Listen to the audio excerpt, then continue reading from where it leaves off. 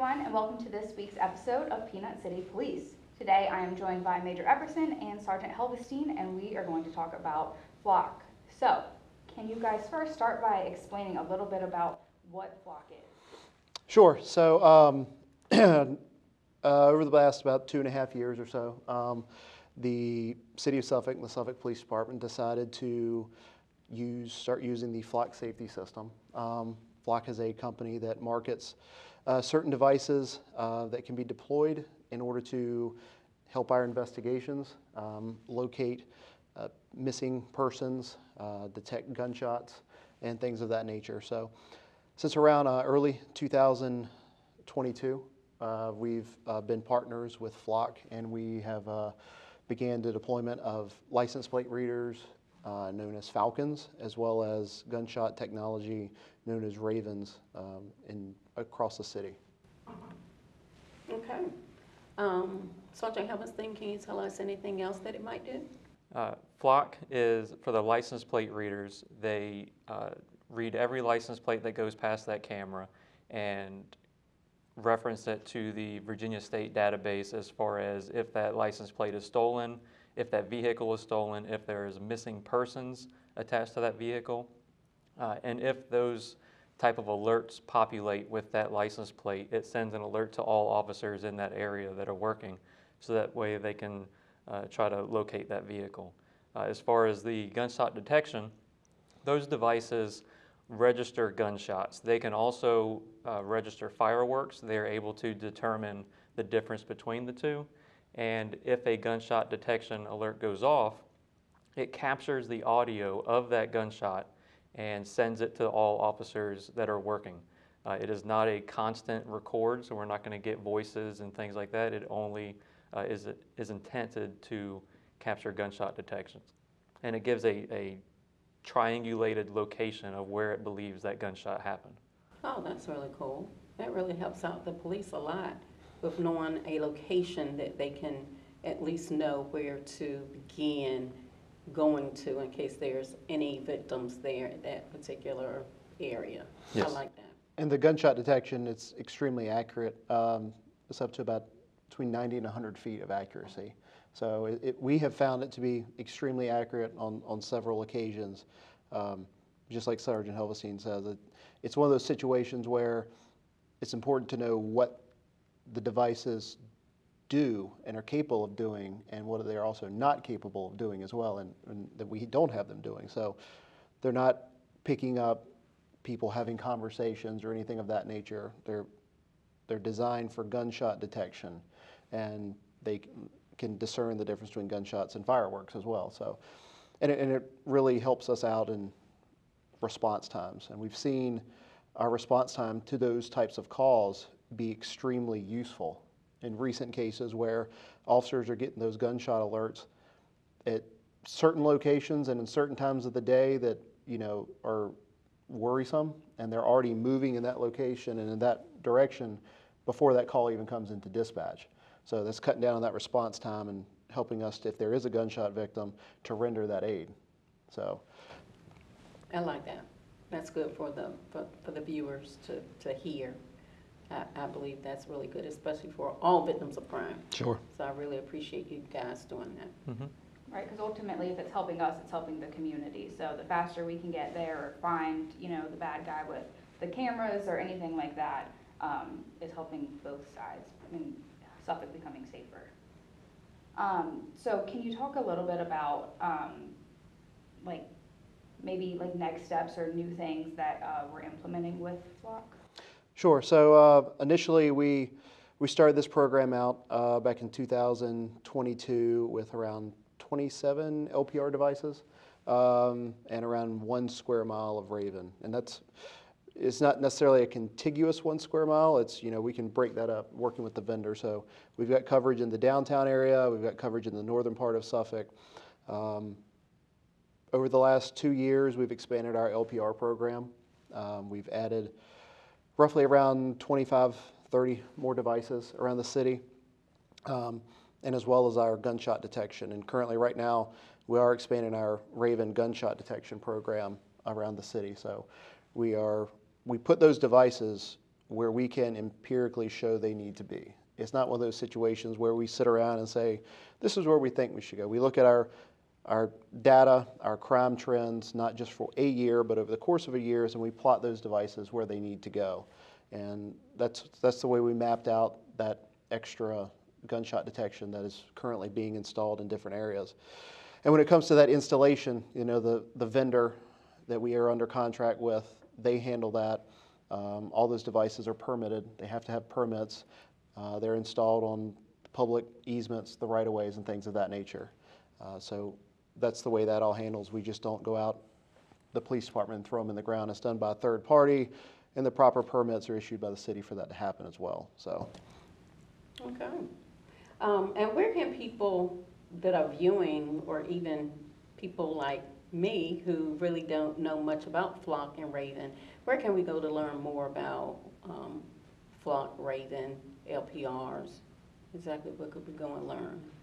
So one of the good things that we are getting ready to do, hopefully in the next month or so, is we're really trying to be as transparent about this process as we can. And we're working on a kind of really community transparency dashboard, if you will, for as much as we can put out. So in the next couple weeks to a month or so, I don't really want to be specific because all types of things can, you know, slow us down, but we're going to actually have a dashboard built by Flock for us that shows, you know, how many LPRs do we have that we are leasing?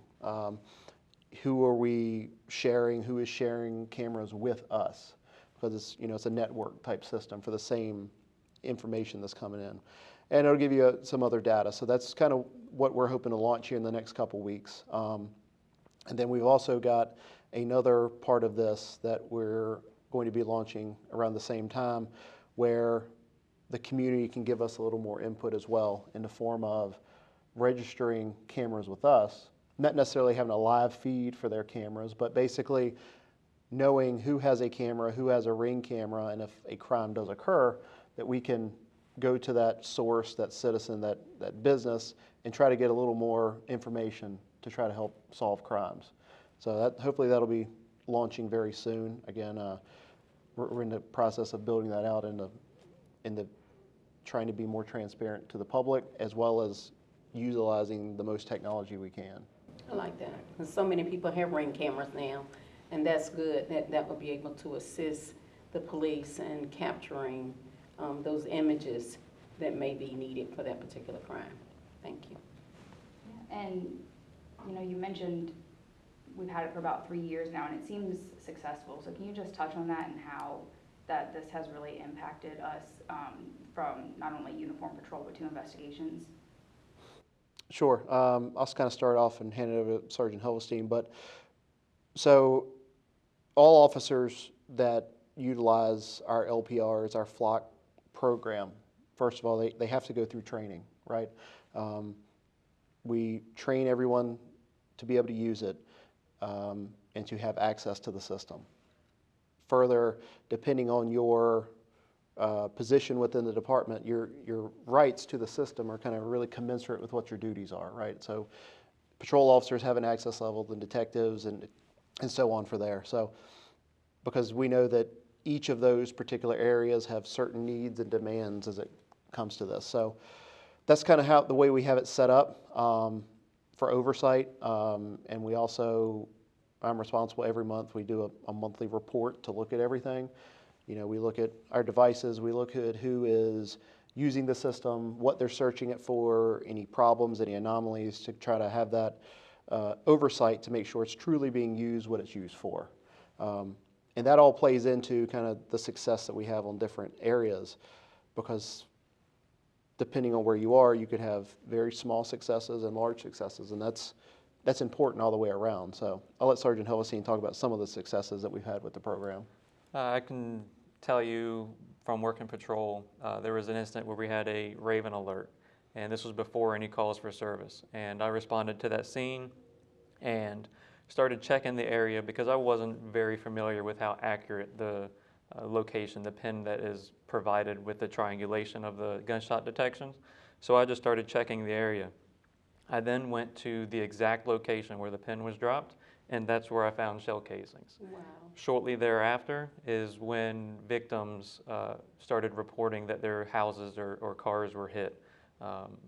And that is just one instance.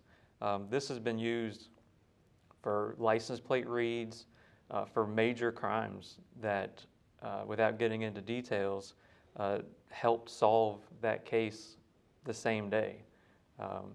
This is a very useful tool. This tool is not a reason for a stop or a reason to make contact with somebody. This is just a tool that is in the pocket of the officers and the detectives to try to build or solve their cases. Wow, that's awesome. And it's also helpful to, for everyone to understand what an LPR does. And I think Sergeant Helvestine kind of hit on that earlier of like what it does, right? It hits off of a list that comes through VSIN, NCIC of those missing people, wanted vehicles. The vehicle has to be associated with a wanted person because it doesn't track people. It tracks, it gets pictures of license plates. So if the vehicle is associated with a wanted person, if it's a missing person, whatever that case may be, whether the vehicle's stolen, license plates, all those types of things.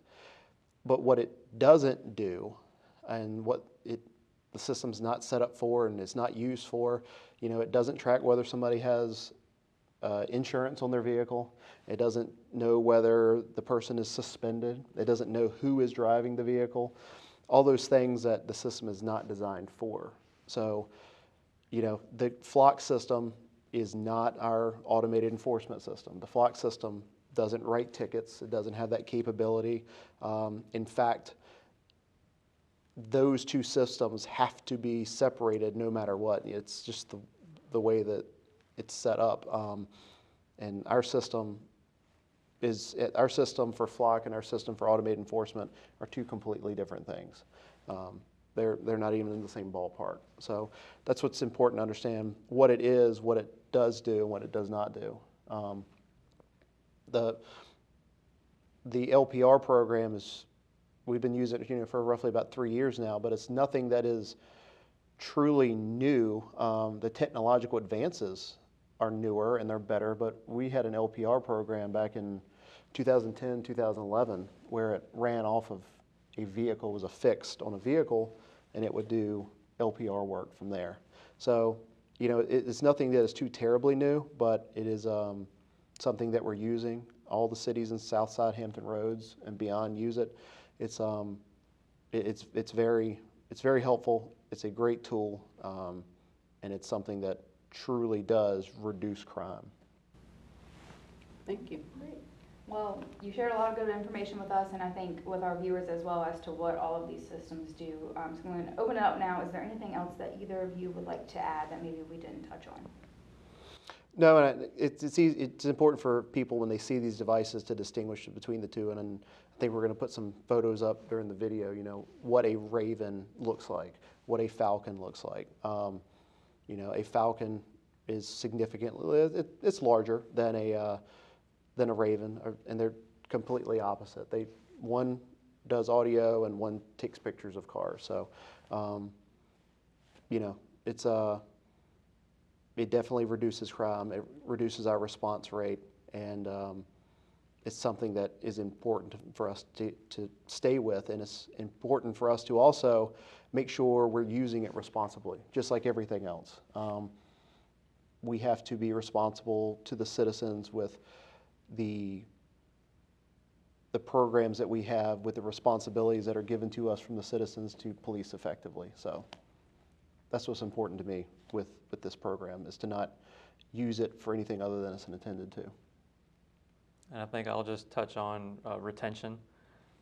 People may want to know how long we retain this data, and that is based on Virginia, determines how long we retain that. So it is not indefinite, and whatever Virginia tells us, and that's when it is automatically deleted out of the system. So it is not an indefinite amount of retention on these reads and captures. Okay.